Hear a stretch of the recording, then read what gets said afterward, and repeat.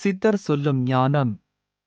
மலையோரத்தில் காடும் காற்றும் மௌனமாக பேசும் ஒரு இடத்தில் ஒரு சித்தர் நீண்ட நாட்களாக தவத்தில் இருந்தார்.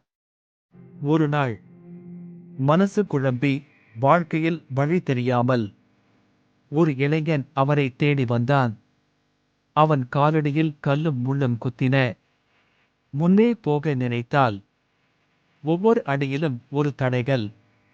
அவன் சித்தரிடம் கேட்டான், சாமி, நான் எதை தொடங்கினாலும் தடையா வந்து நிக்குது. இந்த கற்கள்தான் என் விதியா? சித்தர் சிரித்தார். எதுவும் பேசாமல் அவன் முன்னால் இருந்த ஒரு பெரிய கல்லை மெதுவாக காட்டினார். இந்த கல்லை பார்த்தா உனக்கு என்ன தோணுது என்று கேட்டார். தடைதான் சாமி, என்னை நிறுத்துறது. சித்தர் தரையில் ஒரு கோடு வரைந்தார். அந்த கோட்டுக்கு முன் கல்லை வைத்தார். பிறகு இன்னொரு கோடு, மற்றொரு கல்லை வைத்தார். அவன் கவனிக்காமல் பார்த்து கொண்டிருந்தான்.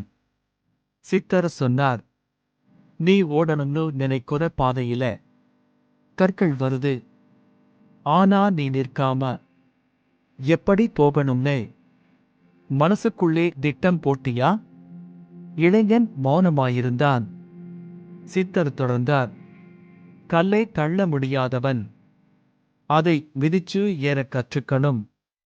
எங்கே கால் வைக்கணும்னு தெரிஞ்சா அதே கல் படியாக மாறும். அவர் மெதுவாக ஒரு கல்லின் மீது கால் வைத்தார். அடுத்த கல்லுக்கு அதை படியாக பயன்படுத்தினார். பாரு, தடையா இருந்தது இப்போ உயரமா ஆகிடுச்சு. இளைஞனின் கண்கள் திறந்தன. சித்தர் கடைசியாக சொன்னார், விதி கல் போடுது, ஆனா பாதை உன் சிந்தனை போடுது. திட்டமில்லாதவனுக்கு தடை சுவரு, திட்டமுள்ளவனுக்கு அதே தடையே ஏறும் படி. காற்று ஓசை மட்டும் மிச்சம். சித்தர் மௌனத்தில் மறைந்தார். அந்த இளைஞன் திரும்பி நடந்தபோது கற்கள் இன்னும் இருந்தன. ஆனா இப்போ அவன் கால்கள் எங்கே வைக்கணும்னு அவனுக்கு தெரிந்திருந்தது. மெதுவாக, உறுதியாக, ஒவ்வொரு தடைகளும் அவனை உயரத்துக்கு எடுத்துச் சென்றது.